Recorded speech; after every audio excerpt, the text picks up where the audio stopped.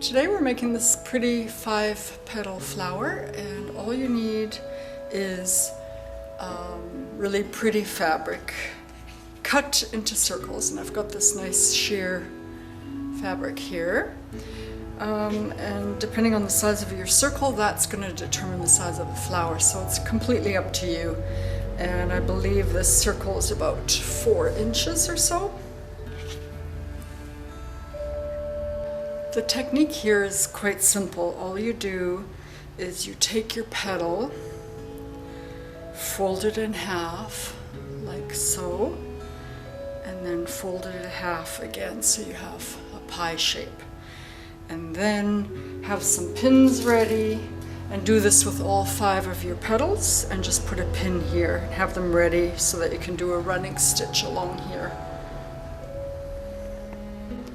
So I've started here already, and I've got 3 petals sewn together.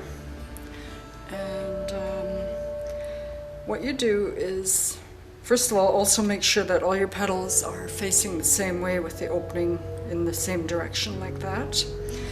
And then you just make a simple running stitch along the edge here.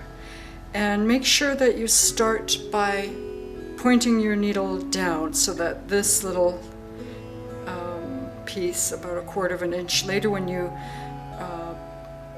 tighten it and ruffle it, this will be going downwards, so that's really important.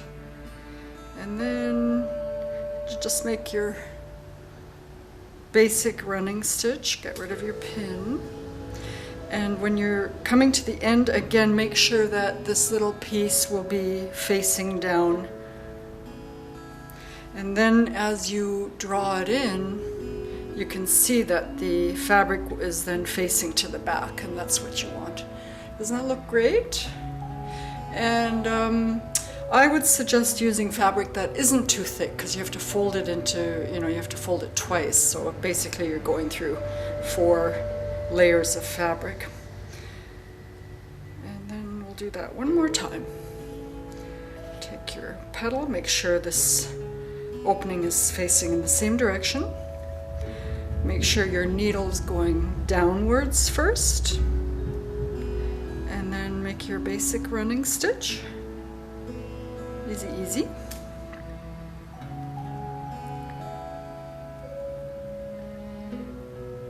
And then here again, make sure you've got a little piece facing down. Draw it in. And here is your flower. Almost. We are going to now turn it to the back and secure those ends of each petal.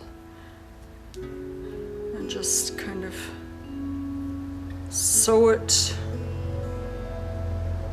back and forth a little bit, tighten the... And then before you cut your thread, you can turn it over and just make sure you're happy with the result. And don't worry about this ugliness here in the center. We're going to put a pretty, well, anything you want. Jewelry, button, bead.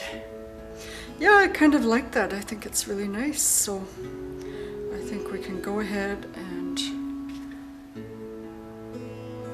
cut that off. Make a little knot. You can make the knot just because I've had a double thread here. I can cut here and just tie a knot, like so.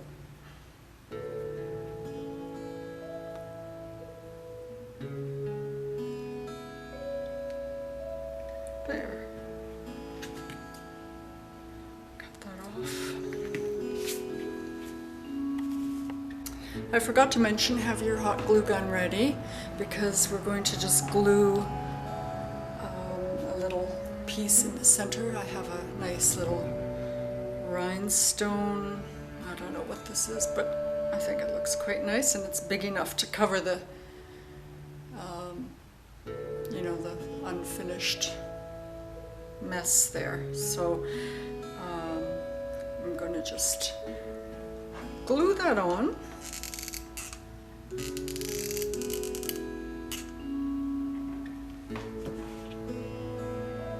we go.